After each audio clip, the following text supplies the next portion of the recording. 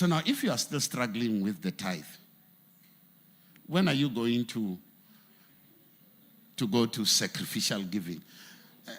And sacrificial giving, that's where God started. That's the realm of God. Because when God gave, he gave his only begotten son.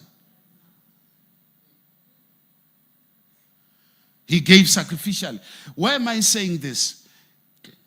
Even in giving, if you are still in your comfort zone, you are not growing. You are not being stretched. So it is sacrificial giving that grows your capacity, your spiritual capacity to believe God for more in the area of finances. It stretches your faith. Your mind is like an elastic band. So comfort zone makes you comfortable. So if you are comfortable, you will not grow in any area. You have 200 members and you are comfortable, the church will not grow. If you have 5,000 members, you are comfortable, it will not grow further. If you are a businessman and you have a turnover of 50 million a year and you are comfortable at that, your turnover will not grow. God has designed us in such a way that whenever we hit a certain milestone, we need to celebrate, but we should not be comfortable. Even when the church is 10,000, I should celebrate, but never be comfortable, because there are about 8 billion people on the face of the earth. I may not win them all, but I have an assignment to tell as many as I can. Can somebody say amen? Now, what do we mean by comfort zone? A comfort zone is a situation in which you feel comfortable and in which your ability and determination are not being tested. Do something. You want to be in your comfort zone. And Amos, do something. You want to be in your comfort zone. And Amos 6 verse 1.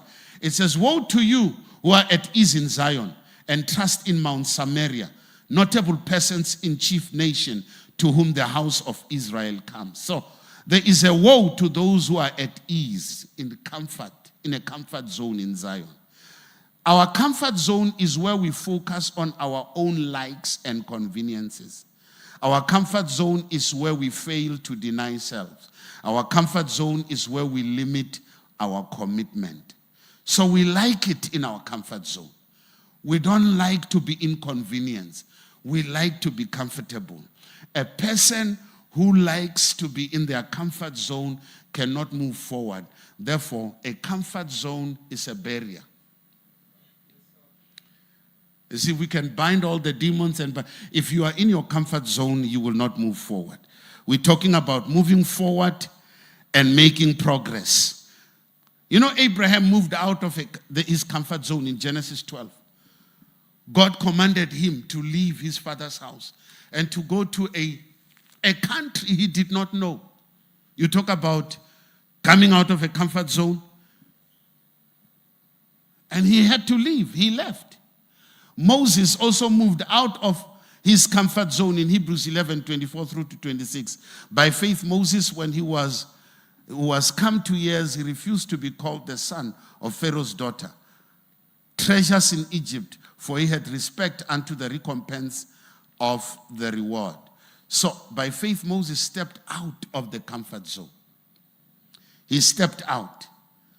He forfeited what he was, the kingship of Egypt. He forfeited all that which he was supposed to enjoy, as a prince in Egypt. When he came to himself, he knew his identity. He chose to step out of the comfort zone and to identify with the people of God. What about Peter? In Matthew 14:28 through to 33, he went out of the comfort zone, he stepped out of the boat, and he walked on the water. Faith is a risk. Can somebody say amen? Amen. So, there's a danger in a comfort zone. Why is the comfort zone dangerous? The comfort zone is dangerous because, number one, it is a barrier of advancement and progress. Your comfort zone is an enemy of your future, a hindrance to your success, a stumbling block to your destiny. Being in a comfort zone is another reason why many are in stagnation. When we are too comfortable, we are less likely to move. Comfort zone is dangerous, for it can lead us to be comfortable and not to be willing to pay the price for a greater dream. You know, to pay the price for something greater, you need to step out of the comfort zone. When you have a business idea, God gives you a business idea of something no one else has done before. And nobody believes in you except God and yourself. How many of you know that it takes stepping out of your comfort zone and doing what God has called you to do? You know, we are pastors and we are doing what we are doing because we stepped out of our comfort zone. I was in Vets in Banato Hall doing my medical studies when God called me into the ministry. I tried to bargain with God, you know, for several weeks, going from door to door, every house, sharing the gospel, thinking that God will leave me alone. I was saying, God, I will be a doctor, but I will still preach. Please, leave me alone. Just let me, and God will not leave me alone. Until, you know, one night, I prayed for, you know, from 8 p.m. until 2 a.m. And as I waited on him, he said, it's time for you to call quits and go. I said, Lord, I will go, but I want us to step into a covenant. Let me tell you, Lord, why I don't want to go. I have heard that pastors are struggling. I have seen that they are struggling. I want to live well. In those days when you were a doctor, I mean, being a doctor was the profession. You know, way back in 1987, being a medical doctor then. So I said, I want to live a comfortable life. I'm a beacon of light in my family. My father and my parents are very proud of me. Everybody, my dad is talking to his friends. My son is going to be a doctor.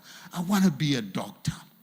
You know, apart from being a soccer player, I want to be a doctor. So I didn't know how to match being a doctor and being a soccer player. I was a bit confused at the time. But I was saying I want to be a doctor. But I said, Lord, if you would take care of me. I was fighting and disobeying God. Early in the morning, I took the key, went to the security, gave him the room key. And he said, why are you going home? I said, no, I'm not. You know, you won't understand. I went to the Senate House, for those who know vets. I went there. They said, young man, what can we do for you? I said, I'm leaving. I've got my bags. I'm leaving. They said, well, I said, I'm going home. They said, what's wrong? I said, I don't want to be a doctor anymore. They said, what do we do with your bursary? I said, give it to another deserving student. And that time, I don't know what I'm going to say to my father when I get home. I don't know. You talk about stepping out of your comfort zone. You know, when God deals to give you all the steps, A, B, C, D, E, F, G, He doesn't show you the whole thing. He gives you enough information to get you moving. Why? Because it is a faith venture. And so I had to step out, and the rest is history. My dad passed on 2016 as a born-again believer, now celebrating me as a pastor.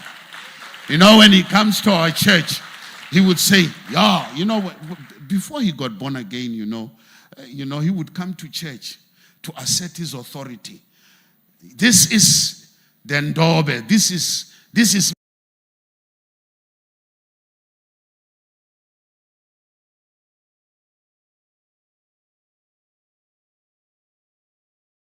me. You know, my dad, when they would say, Pastor Ben is the senior pastor, he would say, from where? I am the senior pastor here. I'm the one that gave birth to him. But thank God he got born again and